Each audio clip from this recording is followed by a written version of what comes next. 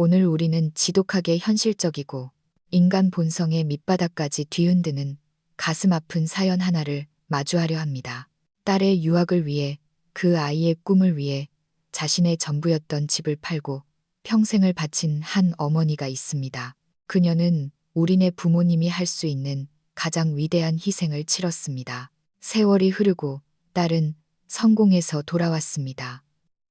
그것도 대한민국 굴지의 재벌가 자제인 약혼자와 함께 말이죠. 고생 끝에 낙이 온다는 말처럼 모든 게 완벽해 보였습니다. 하지만 결혼식을 목전에 둔 어느 날, 딸은 어머니를 불러내어 수표 한 장을 내밀었습니다. 5억 원, 그것은 효도비가 아니었습니다. 어머니와의 인연, 아니 가난한 집구석과의 모든 인연을 끊어내는 매수금이었습니다. 사랑으로 키운 딸은 도대체 왜 이렇게 차갑게 변해버린 걸까요? 그 모욕적인 순간, 어머니는 울부짖는 대신 품 안 깊숙이 간직해온 무언가를 꺼냈습니다. 그리고 그것은 비수처럼 딸의 심장에 꽂혔습니다. 어머니가 수년간 숨겨온 비밀, 그 안에는 피눈물 나는 과거가 숨겨져 있었습니다. 모든 것을 잃고 벼랑 끝에 몰려 다시 어머니의 문을 두드린 딸, 그리고 그 문을 열지 않은 어머니.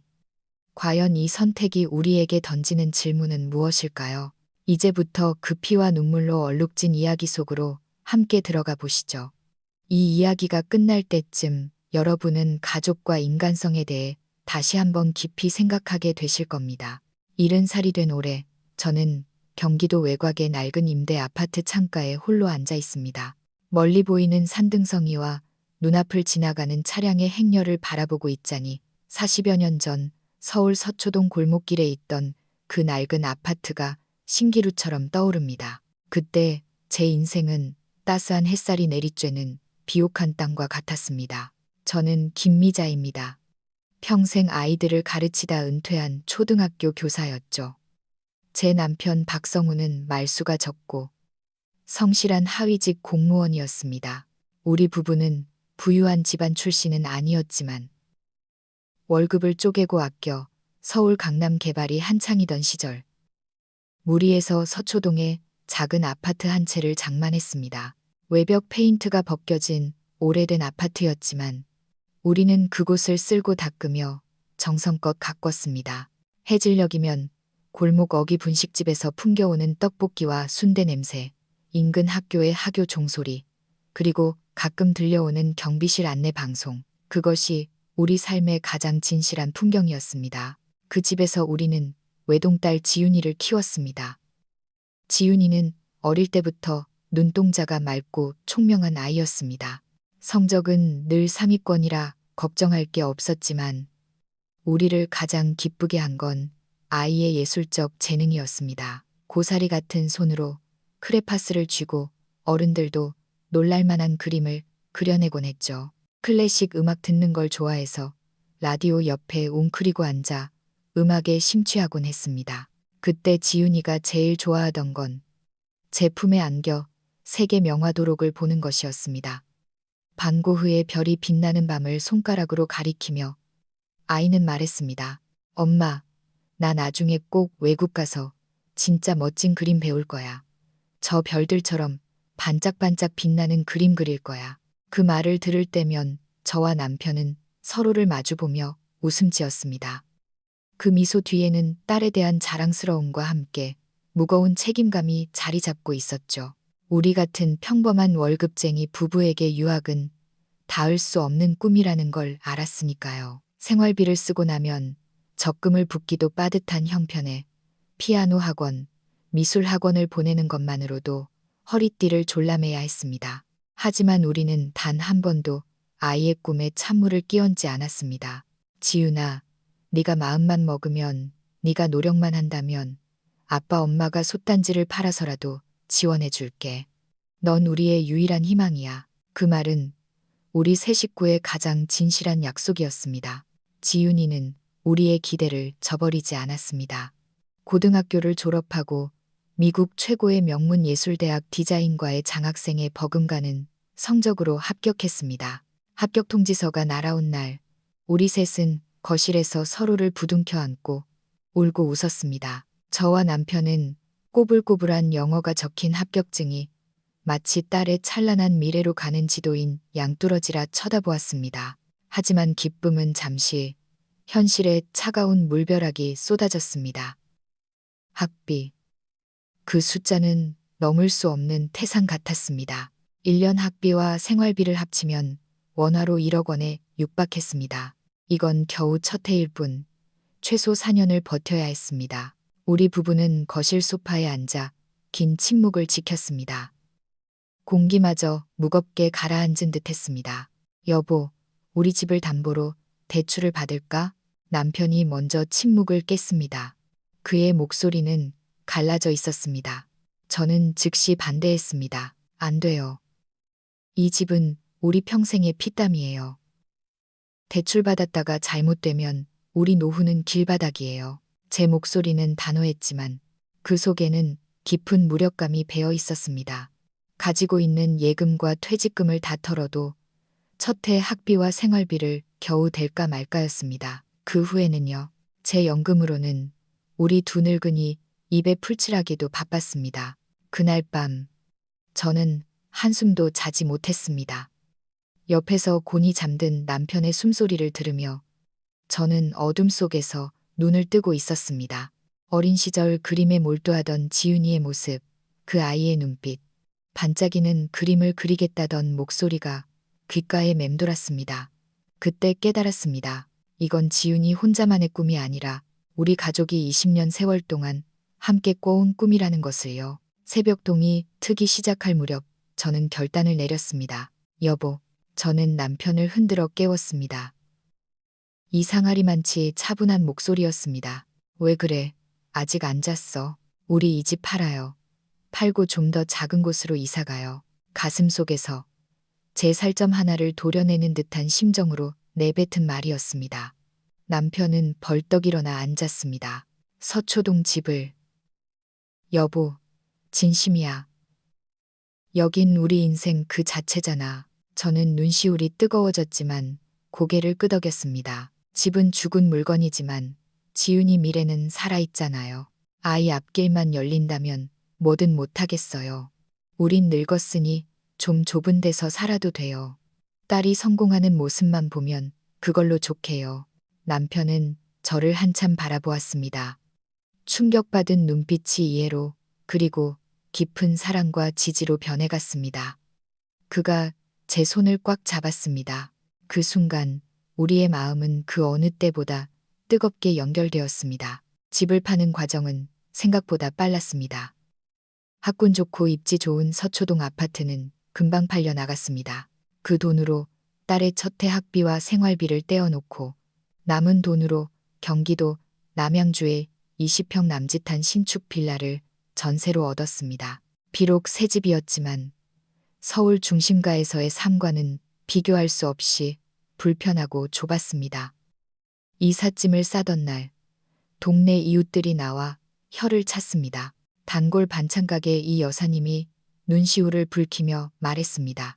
김 선생님, 정말 대단하세요. 자식 위해서 이렇게까지 하는 부모가 요즘 세상에 어디 있겠어요. 텅 빈 옛집 거실, 지윤이의 상장이 붙어있던 자국이 남은 벽을 바라보며 저는 가슴 한구석이 뻥 뚫리는 것 같았습니다. 이 집은 우리 가족의 희로애락이 모두 스며든 곳이었으니까요. 하지만 곧 화려하게 날아오를 딸의 미래를 생각하며 그 아픔을 꾹꾹 눌러 담았습니다. 지윤이는 우리가 집을 줄여 이사한다는 사실을 알고 처음엔 펑펑 울었습니다. 엄마, 나 때문에 이러지 마. 내가 뭐라고 엄마 아빠가 이렇게 희생해. 저는 아이의 머리를 쓰다듬으며 말했습니다. 바보 같은 소리. 이건 희생이 아니라 투자야. 내 미래에 대한 투자. 넌 가서 공부만 열심히 해. 훌륭한 예술가가 돼서 돌아오면 그게 효도야. 나중에 돈 많이 벌어서 엄마 아빠한테 더 큰 집 사주면 되잖아. 응? 지윤이는 눈물이 그렁그렁한 채 고개를 끄덕였습니다. 꼭 그럴게. 내가 반드시 성공해서 호강시켜 줄게. 그때 그 아이의 눈빛에는 부모에 대한 감사와 미래에 대한 결의가 가득했습니다. 우리는 그 진심을 의심치 않았습니다. 인천공항에서 지윤이를 배웅하던 날 비가 부슬부슬 내렸습니다. 새로 사입힌 패딩 점퍼를 입은 지훈이는 작고 여려 보였지만 눈빛만은 설렘으로 반짝였습니다. 저는 아이를 꽉 껴안았습니다. 지훈아, 밥 거르지 말고 아프면 바로 병원 가고 엄마가 많이 보고 싶을 거야. 목소리가 떨렸습니다. 남편은 묵묵히 딸의 짐을 정리해 주더니 꼬깃꼬깃 모은 달러가 든 봉투를 아이 주머니에 찔러 넣었습니다. 비상금이라며 챙겨준 그 돈에는 남편의 피땀이 서려 있었습니다. 조심해라. 공부 열심히 하고. 무뚝뚝한 남편의 한마디에 모든 사랑이 담겨 있었습니다. 지윤이는 씩씩하게 손을 흔들며 출국장으로 사라졌습니다. 아이의 뒷모습이 인파 속으로 사라질 때 가슴 한쪽이 떨어져 나가는 것 같았습니다. 하지만 저는 꿈에도 몰랐습니다. 그 비행기가 실어 나른 것은 제 딸만이 아니었습니다. 우리 가족의 소박하지만 행복했던 시절. 다시는 돌아오지 않을 그 따뜻했던 날들도 함께 떠나보낸 것이었습니다. 그리고 남편의 몸 안에서는 소리 없는 비극이, 생명을 담보로 한 거대한 비밀이 자라나고 있었습니다. 유학 첫 해.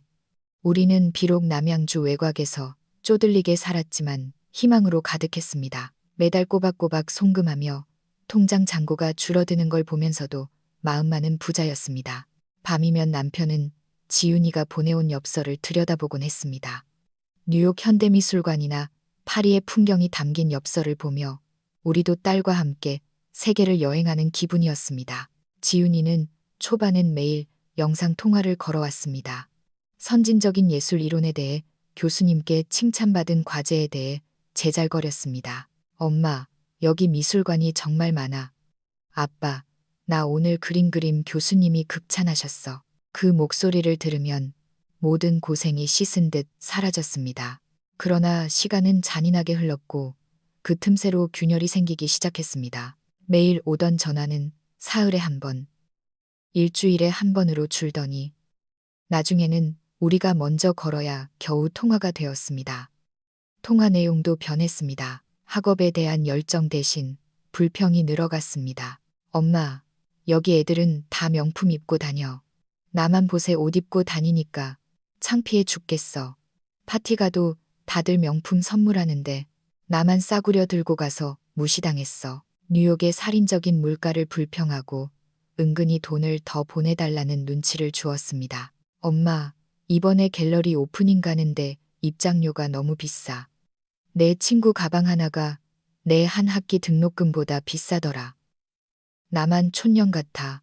딸의 목소리엔 부러움을 넘어선 욕망과 박탈감이 서려 있었습니다. 저는 타일렀습니다. 지윤아, 우린 공부하러 보낸 거지. 사치하러 보낸 거 아니다. 엄마 아빠 능력 닿는 데까지 다 하고 있는 거 알지?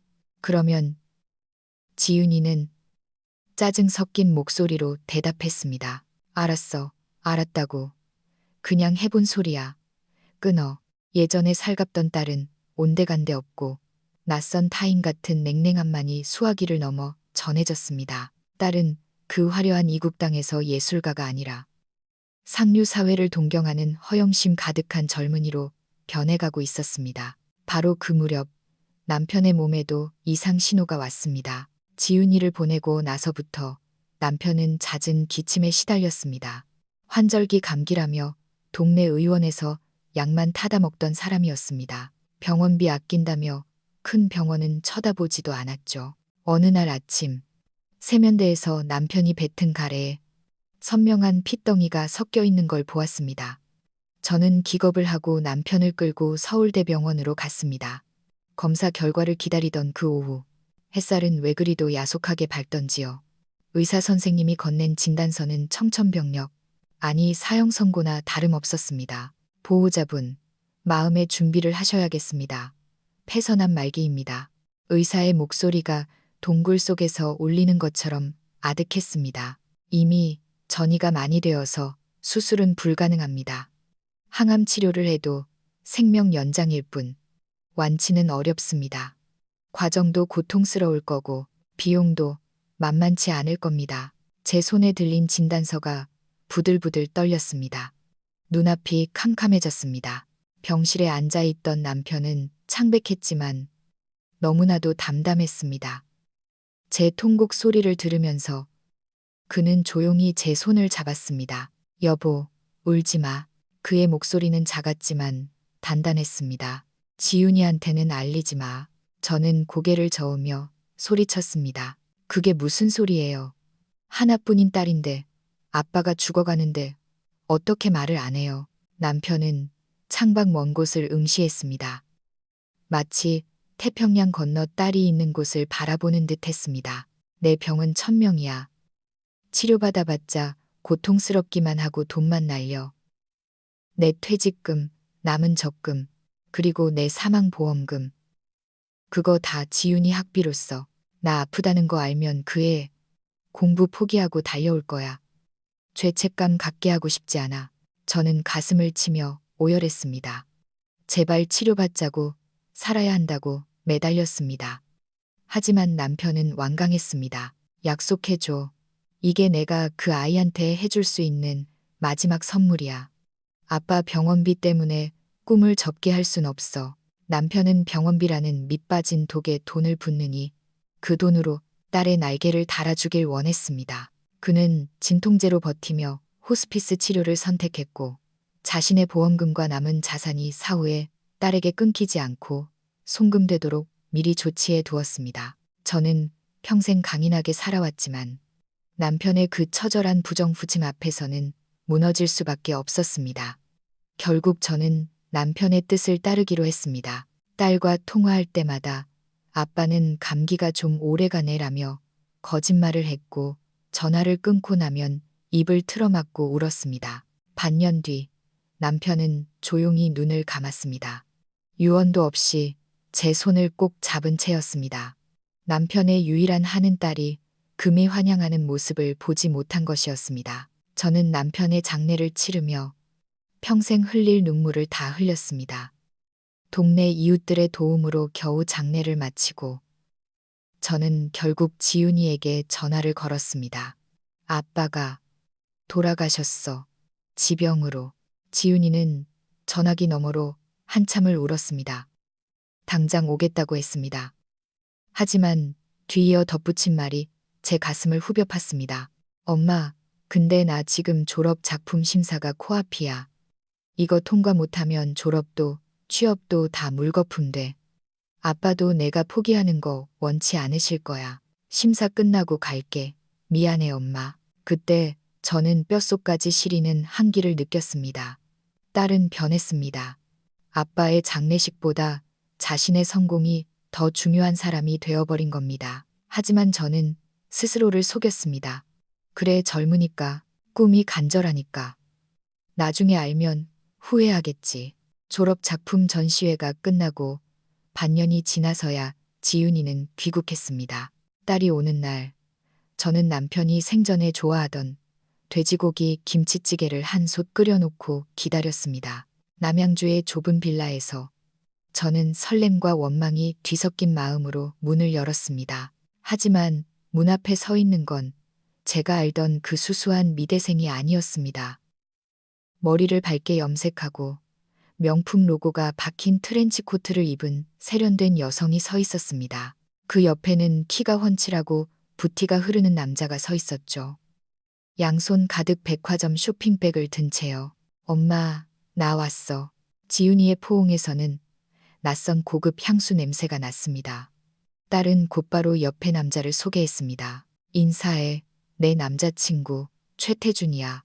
최태준이라는 남자는 연습한 듯한 매끄러운 미소를 지으며 고개를 숙였습니다. 장모님, 처음 뵙겠습니다. 태준입니다. 지윤이한테 말씀 많이 들었습니다. 훌륭한 어머니시라고요.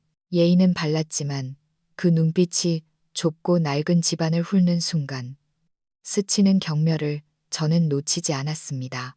지윤이는 쇼핑백을 쏟아놓으며 자랑을 늘어놓았습니다. 엄마, 이거 이태리제 스카프야. 그리고 이건 아빠. 아, 맞다. 아빠 선물을 꺼내려다 멈칫하는 딸의 모습에 가슴이 미어질 듯 아팠습니다. 태준 씨는 그 어색한 순간에도 빙글빙글 웃고만 있었습니다. 그 웃음은 가면 같았습니다. 식탁에 김치찌개를 올리자 지윤이는 인상을 찌푸렸습니다. 엄마, 우리 외국에서 입맛이 변해서 짠 건 좀 그런데 태준 씨 입에 맞으려나. 태준 씨는 억지로 몇 술 뜨는 신협을 하더니 자기 집안 자랑을 시작했습니다.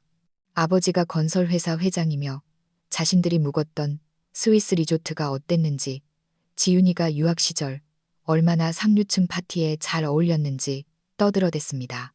지윤이는 옆에서 그를 선망의 눈빛으로 바라보며 맞장구 쳤습니다. 엄마, 태준 씨네 집안 대단해. 나 시집 가면 손에 물 한 방울 안 묻히고 그림만 그릴 수 있어. 식사가 끝나고 태준 씨가 먼저 자리를 뜨자 저는 참았던 말을 꺼냈습니다. 지윤아, 저 사람 좀 가벼워 보인다. 돈 자랑, 집안 자랑만 하고 진심이 안 보여. 지윤이는 펄쩍 뛰었습니다. 엄마는 뭘 안다고 그래. 태준 씨 집안이 어떤지 알아? 대한민국에서 손꼽히는 건설 재벌이야. 나 저 사람 잡으려고 얼마나 노력했는지 알아? 엄마 아빠처럼 평생 돈 걱정하며 구질구질하게 살기 싫어. 구질구질하게 살기 싫다는 그 말이 비수가 되어 심장에 박혔습니다. 지윤아, 엄마는 내가 행복하길 바랄 뿐이야. 돈이 다가 아니야. 됐어. 엄마는 옛날 사람이라 아무것도 몰라. 시댁에서 곧 날 잡을 거야. 엄마는 그냥 식장에 앉아만 있으면 돼. 딸은 가방을 챙겨 깨파니 나가버렸습니다. 식어버린 김치찌개 냄비 앞에서 저는 한참을 울었습니다. 그 후 한 달 뒤 태준 씨네 어머니 강 여사로부터 초대를 받았습니다. 상견례가 아니라 청담동의 고급 회원제 클럽에서의 점심 식사였습니다. 일종의 면접이었죠. 강 여사는 우아한 한복을 입고 있었지만 눈빛은 서리빨처럼 차가웠습니다. 사돈, 전직 교사셨다고요? 고생 많으셨겠네요. 우리 집안은 전통을 중요시해요. 격식이나 체면 같은 거 말이죠. 그 말은 곧 너희 같은 근본 없는 집안과 섞이기 싫다는 뜻이었습니다. 저는 그 자리에서 밥알이 모래알처럼 느껴졌습니다. 그리고 며칠 뒤 폭풍이 몰아쳤습니다. 지윤이가 저를 강남의 고급 카페로 불러냈습니다. 창밖엔 화려한 서울의 거리가 펼쳐져 있었지만 우리 테이블엔 냉기만 흘렀습니다. 지윤이는 제 눈을 피하며 명품 가방에서 봉투 하나를 꺼내 밀었습니다. 엄마, 목소리가 건조했습니다. 나 곧 결혼해. 알잖아, 태준 씨 집안. 거기서는 처가와의 관계, 집안 배경, 이런 거 엄청 따져. 봉투 안에는 수표 한 장이 들어 있었습니다. 5억 원. 제 심장이 잿는 것 같았습니다. 이거 시댁에서 받은 예단비 겸 내가 엄마한테 드리는 돈이야. 이걸로 엄마 편하게 사셔. 여행도 다니고 더 좋은 아파트로 이사도 가고. 딸이 고개를 들어 저를 똑바로 쳐다보았습니다. 그 눈빛엔 결의와 함께 잔인함이 서려 있었습니다. 그리고 우리 이제 각자 살자. 엄마는 엄마 인생 살고 나는 내 가정 꾸리고 서로 짐되지 말자고. 이 돈이면 충분하잖아. 귀에 섭비 소리가 났습니다. 5억 원으로 천륜을 끊자는 거구나. 내가 집 팔고 내 아버지가 목숨 바쳐 키운 대가가 고작 이거구나.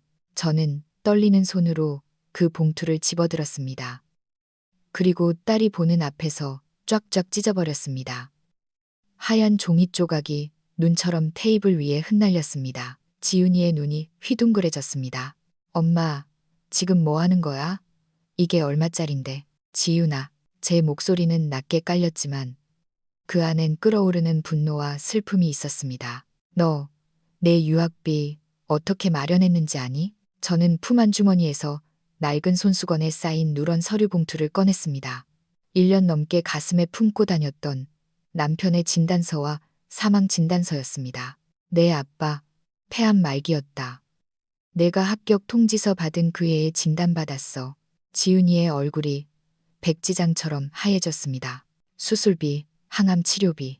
그 돈이면 내 학비 될 수 없다고 아빠가 치료 거부했어. 그냥 죽겠다고 했어. 너 공부시키려고. 네가 알면 공부 포기하고 돌아올까봐 죽는 순간까지 비밀로 하라고 했어. 저는 서류들을 딸 앞에 던지듯 내려놓았습니다. 네, 아빠 목숨값이야.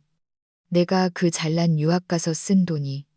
근데 뭐 5억으로 인연을 끊어 내가 사람 새끼니? 지윤이는 덜덜 떨리는 손으로 아빠의 진단서를 읽어내려갔습니다. 그 안에 담긴 아빠의 편지도 읽었죠. 지윤아, 아빠는 네가 빛나는 별이 되길 바란다. 아빠 걱정 말고 날아올라라. 지윤이는 엎드려 오열했습니다. 카페 사람들이 쳐다볼 정도로 소리내 울었습니다. 저는 잠시 기대했습니다. 딸이 마음을 돌릴 거라고, 잘못했다고 빌며 저를 안아줄 거라고. 하지만 잠시 후 눈물을 닦고 고개를 든 딸의 눈빛은 제가 알던 것과 달랐습니다. 슬픔보다는 복잡한 계산이 깔린 눈빛. 아빠는 날 사랑하니까 그런 거야. 아빠도 내가 이렇게 재벌가로 시집가서 잘 사는 거 원하실 거야. 딸은 핸드백에서 다시 수표책을 꺼내더니 펜으로 금액을 적었습니다. 이 돈은 다시 줄게. 엄마, 제발 현실적으로 생각하자. 나 결혼해야 해. 이게 아빠 뜻을 잇는 길이야. 엄마도 구질구질하게 살지 말고 이 돈 받아서 편하게 살아. 그 순간 제 안에 무언가가 완전히 끊어졌습니다. 저는 자리에서 일어났습니다. 몸이 깃털처럼 가벼우면서도 납덩이처럼 무거웠습니다. 가라, 엄마. 내 딸 박지윤은 죽었다. 내 아빠가 목숨으로 지킨 딸이 겨우 돈의 영혼을 판 속물이 되었다면 난 더 이상 자식 없다. 저는 뒤도 돌아보지 않고 카페를 나왔습니다. 등 뒤에서 엄마 부르는 소리가 들렸지만 멈추지 않았습니다. 그렇게 딸은 제 인생에서 지워졌습니다. 화려한 결혼식 소식은 신문 기사로만 접했습니다. 건설 재벌 3세, 미모의 유학파 아티스트와 웨딩 마치. 사진 속 딸은 행복해 보였지만 혼주석의 친정어머니 자리는 비어 있었습니다. 저는 남양주 집에서 남편의 영정 사진을 붙들고 밤새 통곡했습니다. 여보, 우리 딸이 갔어. 당신이 바라던 대로 잘 살러갔어. 하지만 인과응보라고 했던가요? 딸이 선택한 완벽한 삶은 모래성처럼 무너져 내렸습니다. 건너 들려오는 소식은 참담했습니다. 시댁의 무시는 상상을 초월했고 남편 최태주는 결혼 1년도 안 돼 바람을 피웠습니다. 지윤이는 임신을 무기로 버텼지만 남편의 내연녀가 아이를 안고 나타나 스캔들을 터뜨리면서 모든 게 끝났습니다. 가문의 명예를 중시하는 강 여사는 모든 책임을 며느리 탓으로 돌렸습니다. 남편 단속 하나 못하는 칠칠 맞은 것이라며 내쫓았죠. 이혼 소송, 위자료 한 푼 못 받고 빈털터리로 쫓겨난 딸. 어느 비오는 늦가을 오후였습니다. 인터폰이 울려 화면을 보니 퉁퉁 부은 눈에 헝클어진 머리를 한 여자가 서 있었습니다. 지윤이었습니다. 만삭에 가까운 배를 안고 비에 젖은 채 떨고 있었습니다. 엄마 나야. 문 좀 열어줘. 갈 데가 없어. 내가 잘못했어. 애처로운 울음소리가 현관문 너머로 들려왔습니다. 엄마, 나 배고파. 아기도 있어. 제발. 제 손이 문손잡이로 향했습니다. 내 새끼인데 저렇게 비를 맞고 있는데 당장이라도 문을 열고 따뜻한 밥을 먹이고 싶었습니다. 심장이 찢어지는 것 같았습니다. 하지만 그때 남편의 마지막 얼굴이 떠올랐습니다. 피를 토하면서도 딸의 학비를 위해 진통제를 삼키던 그 모습, 그리고 5억이면 충분하잖아 라며 수표를 내밀던 딸의 차가운 눈빛. 저는 문손잡이에서 손을 뗐습니다. 그리고 인터폰을 향해 말했습니다. 돌아가라. 엄마, 난 딸 없다. 내가 선택한 인생이다. 내가 감당해라. 엄마, 잘못했어. 한 번만 용서해줘. 딸은 문을 두드리며 울부짖었습니다. 그 소리가 잦아들고 발걸음 소리가 멀어질 때까지 저는 현관문에 등을 기대고 주저앉아 소리 죽여 울었습니다. 그것이 딸과의 마지막이었습니다. 그 후로 저는 연락을 끊고 살았습니다. 들리는 소문에 의하면 딸은 지방 소도시로 내려가 작은 미술학원에서 강사로 일하며 아이를 키운다고 했습니다. 몇 년 뒤 편지 한 통이 왔습니다. 발신인은 박지윤. 봉투 안에는 삐뚤빼뚤한 글씨로 쓴 참외록이 들어 있었습니다. 엄마, 이제야 알 것 같아요. 아빠와 엄마가 지켜준 그 낡은 아파트가 세상에서 제일 따뜻한 곳이었다는 걸요. 욕심에 눈이 멀어 부모님 가슴에 못을 박았습니다. 용서받지 못할 거 알지만 미안하다는 말은 꼭 하고 싶었어요. 아빠한테도 너무 미안해요. 저는 그 편지를 읽고 답장을 썼습니다. 아주 짧게, 잘 지낸다니 다행이다.